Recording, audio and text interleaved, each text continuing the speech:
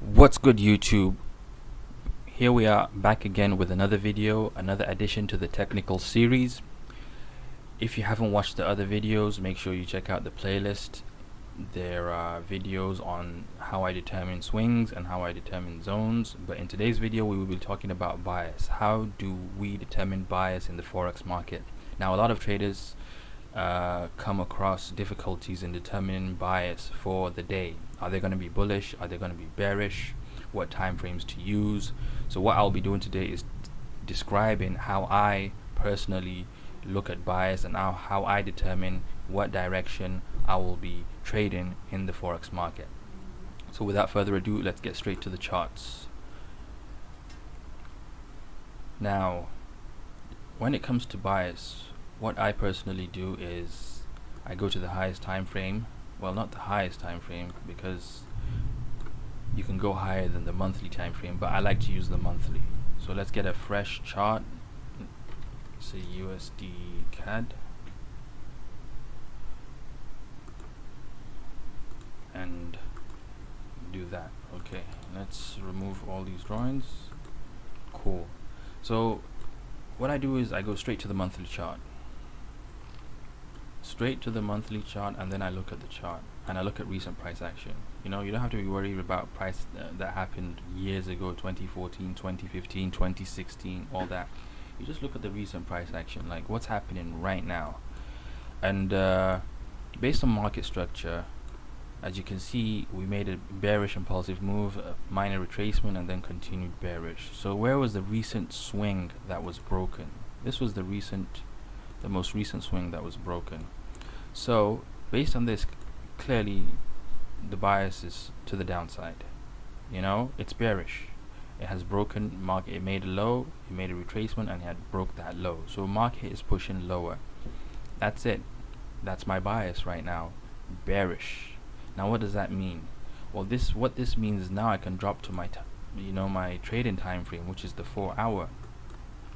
And what do? Now I plot all my zones. If you don't know how to plot zones, I have a video made specifically describing how I plot zones. Then you can I will put a card up here so you can check out the video and refresh your technical analysis on how exactly it is that I draw my zones. So what I will do right now is I'll just go look at recent price action. We always look at the recent price action. We don't go too far back. We go a little bit back, but not too far back. Just what's relevant right now where we are trading. You have to remember also it's relative to the time frame you're using. Now before I draw the zones, let me just go back to the monthly chart. Okay, so looking at the monthly chart, if you're a fib trader, you might see this as a very impulsive move, and you might try to look for retracements in order to continue bullish, and that isn't necessarily right or wrong. It all depends on you. So you might draw your fib something like this, and you might be looking at this as these levels, the 50% or the 618 or the 786, as potential reversal zones or reversal points where the market can continue bullish. So based on this trader's perspective, this market could be bullish, and he could be right, but that's not how I trade, because I don't look that far back. And because this is a monthly time frame, I want to know right now what's going to happen right now. What is the monthly doing right now? Because I want to trade right now. I'm not looking to swing necessarily. I mean, trades can turn into swings after closing partials and maybe moving your stop loss to break even and trailing it with market structure. But because this is the monthly chart, it takes one whole month, which is like 4 weeks, 20 trading days for a candle to be formed. So if I have a fib drawn from here to here and I'm waiting for the candles to get up here, I could be waiting for a long time. It could be anywhere from 3 months to a year before the monthly chart actually gets to this point for me to look for potential bullishness. So movement from here to here, that's a lot of bearish movement. So me sitting on my hands waiting for the monthly to get up to here, because based on the fib, market structure, yes, is bullish. If that's how you look at market structure, that means you won't be entering any trades here simply because you've decided on the monthly that the monthly is bullish. So any shorting opportunities from here all the way to here, which could be, let's calculate, it's the price is right here right now. Let's say we're waiting for somewhere within this region, 618 to 786. That's over 1,000 pips, you know, and that could take months. So you're gonna miss out on over 1,000 pips of opportunity just because you have the perspective of waiting for a fib. I think that's a bit ridiculous and it's a bit unreasonable, especially if you're basing your higher time frame fib on the monthly. So what I like to do is I just like to focus on the recent price action.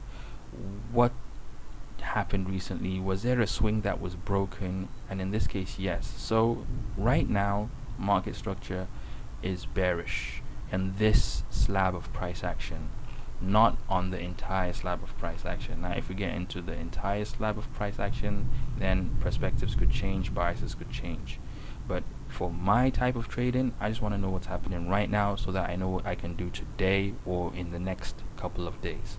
So after I've determined that the bias is bearish, I usually I use this line tool to just put where the swing is, so that when I drop down to my lower time frames, I don't have to keep on coming back to the higher time frame in order to remind myself. And I also color code it. So if it's bearish, I like to put it as red, and if it's bullish, I like to change this to green, so that on my 4-hour time frame I can just look up, okay, cool, monthly is bearish. So next day, if I come back tomorrow to look at the same chart, I don't have to go back to the monthly and figure it out. It's already there. So like I said, the next thing I do is I draw my zones. So now I'll just quickly draw a few zones here just to demonstrate what it is that I would do in order to figure out what would be something like this over here. And yeah, you know, this is a very basic. So now I have, let's say I have two zones that I'm looking at. I have one zone here, one zone here. So I only take trades when price reaches my zone, but my monthly bias is bearish. Now what does that mean? Does that mean I only take short trades, or does that mean I ignore any long trades that are potentially setting up? Actually, what happens is the monthly bias just gives me my preference. I prefer to go bearish. Bearish has a higher probability of working out because the monthly is in that direction as well. I know the large banks and institutions are also following the monthly trend because they're the ones who really move this market. Retail traders like us, me and you, with our small accounts relative to the banks, we don't really have any effect on the market when we place our orders. It's only the banks who trade in millions and billions of dollars have the ability to actually move price. So by getting my bias from the monthly, this basically is indicating to me in what direction the big institutions are following. They are the one controlling the market. They are one with the huge money flow. They are the ones with the enough capital in order to impact price movements on the chart. So this shows me that the big players, the big boys, are bearish. And if they are bearish, if I see a bearish setup, then that for me would be more of a high probability trade.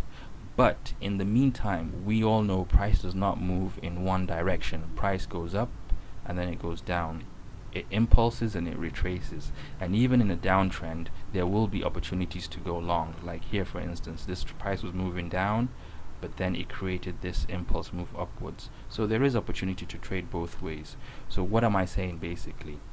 What I'm saying is, based on the monthly, I have my preference. I would prefer to go bearish. What does that mean when it comes to trading? If I get a bearish setup, let's say price comes back up here, I would be more than willing to enter this trade, because the monthly is bearish. It's in alignment with my monthly higher time frame bias, and I have a bearish setup. But if price does come back to a bullish level, a zone, and I see an entry, yes, I will take that entry.